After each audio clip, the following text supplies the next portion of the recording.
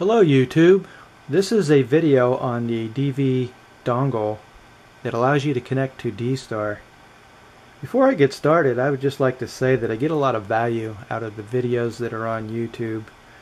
Many times before I make that big decision to purchase a particular product, I'll go on YouTube and look at the reviews that are posted there. I recently picked up the DVDongle to allow me to connect to DSTAR. And as I was looking for sample videos, reviews and so forth on this particular device, I wasn't able to see anything that was recent. So I want to give back a little bit to YouTube for those that are possibly interested in purchasing the DVDongle to allow you to connect to DSTAR. I wanted to go through and make a short video here and show you a few things. Now, the DVDongle allows you to use your laptop. So the DVDongle itself connects to a USB port on your laptop, and with that it allows you to connect through the DSTAR network, which is a link of a bunch of repeaters that have gateways, and then the gateways are connected to reflectors, so it's a complete digital network of systems that allow you to talk all around the world. What I'm showing you right now is my setup that enhances my communications using my laptop. So what you see in the background there is a Behringer equalizer that I am running a studio type mic. It's a Heil gold line microphone that allows me to get much clearer, crisper audio when I communicate through the DVDongle. I'm going to slide down to my laptop now, and I'm going to show you what you need to do to connect. Now, in order to communicate with this, you do need a shortwave radio license, which is for the technician, which is the first license. There's 3 separate licenses that you can achieve. The first one is technician, it goes general, and then extra. And you'll find that the technician's license is actually pretty easy to pass. So if you're looking to get started in shortwave radio, take a look and take a look at the technician's license, and I think you'll find it very interesting. So let's go on with the demo. So on the laptop here I have an icon marked DVTools. So the application that works with the DVDongle is called DVTools. Now when I was out looking through YouTube, all the DVTool software that was currently shown was older versions, like 1.0. So click on the icon, and then pops up a menu screen here. I like to pull this off to the right because it also pops up a command line, and through that command line it allows you to track information that's coming through. This is the heart of the software right here. This is called DVTool 2.0. It's a beta version, and I like it because it has a lot of extra features with it. The dongle itself is right there. Let me just focus in on it a little bit so you can see that the dongle is showing that it's fully operational, it's connected. You see a green light, which is good, flashing on. So at this time we're going to take a look through the tabs here. You have your connection tab, your info tab, history, data, utilities, and your setup screen. So not a whole lot of information there because we actually haven't connected to anything yet. Before you connect, the first thing you want to do is check your audio. So initially it allows you to do an audio test with your sound card only, and we're going to select that now, and I'll let you hear what that sounds like. Testing 1 2 1 2 3. So I cut that off quickly because we were getting a little feedback from the speaker and the microphone, but as you can see it was working properly. Next thing you want to do is go up to open, and what you want to do is open this COM port This one's currently listed as COM 9 because when I plugged it into the USB port, that was the next COM port that was available. Select Open. You'll get a pop-up menu that says, "Thank you for testing the latest DVTool 2.0 beta version." And it also mentions that DVDongle Yahoo group is available if you'd like to check that out. Now it gives you an additional audio test that you can do. This is the audio test using the DVDongle. So we're going to go ahead and click that, and I'll let you listen to that. Testing 1 2 3. This is a test for YouTube.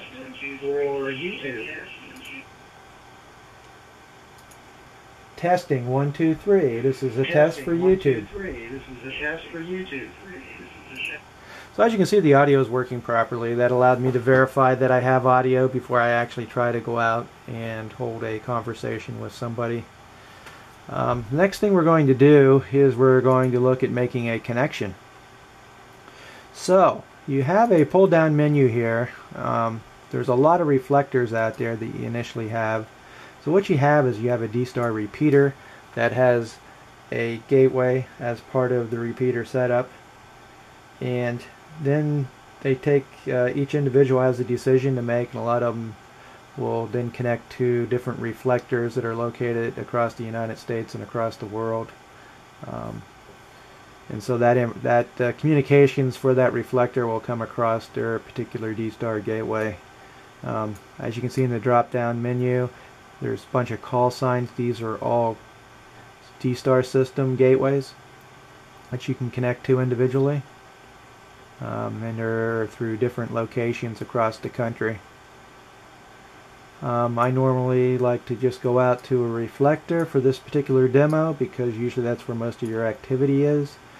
For this one, we'll connect to 30 Charlie, which is southeastern part of the United States. And all you do is connect to gateway. Over here you'll see module. You have a selection A, B, C, D, and E for your modules. That depends on how the actual gateway is set up with the frequency, if it's 2 meters and so forth. If you go with the asterisk, that allows you to monitor all of them. It will not allow you to transmit when you're in the asterisk module. If you want to do that, you need to connect to the proper module selection that the gateway is using. We're just going to go straight to Charlie C. Let's go ahead and connect now and see if anybody is on. So currently I don't hear anything. What you get is what they call white noise. It almost sounds like crickets in the evening. So that lets you know that you are receiving from that particular reflector. It allows you to disable that if you would like, but for now I seem to like it, just to make sure that my connection's there. Every once in a while your connection will drop. It's just probably related to the internet. And one of the things that I'm using too is an old Dell laptop. It's about 5 years old, so it's right at the threshold of having the proper specs to be actually using this. If you want to know what the specs are, the minimum specs for the DVDongle, you just look it out on the internet, look it up on the internet, and it will provide you the minimum specs for a laptop. So I'm not going to get into that now. I don't have it in front of me. So let's go over to the info tab. So one of the nice things about the info tab in this beta version of the software is you can get gateway info, and that shows you DVDongles here in the middle, shows you all the last heard connections, the time, your call sign, and then to the left it shows you the modules in which gateways are connected to the particular.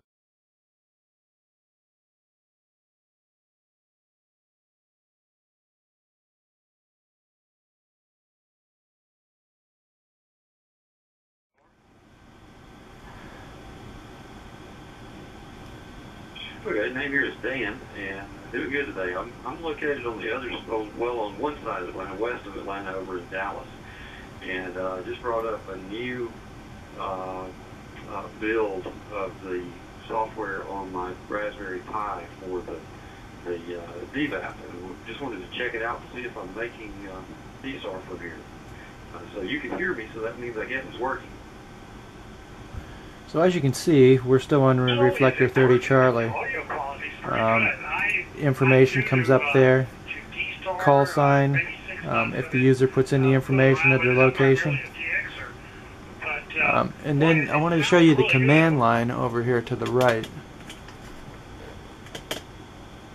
Yeah, that's one of the neat things about DSTAR. Which is nice. It's either good or it's not there. It always is really good audio.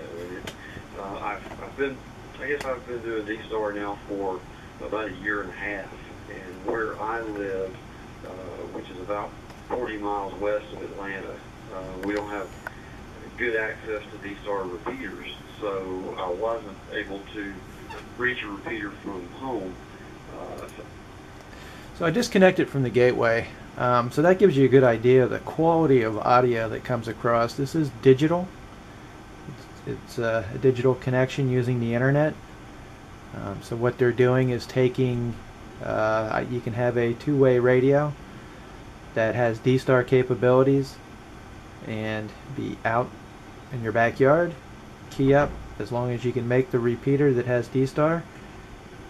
You can get into the DSTAR network using the internet and talk all the way around the world to London, Australia, or anywhere in the United States that has the DSTAR capabilities. So I hope you enjoyed this. I had fun doing it. I am enjoying my time learning and using the DSTAR system with the DVDongle. The DVDongle gives you a cheaper alternative to get into DSTAR as opposed to going out and buying actual ICOM DSTAR equipment, which costs several $100s.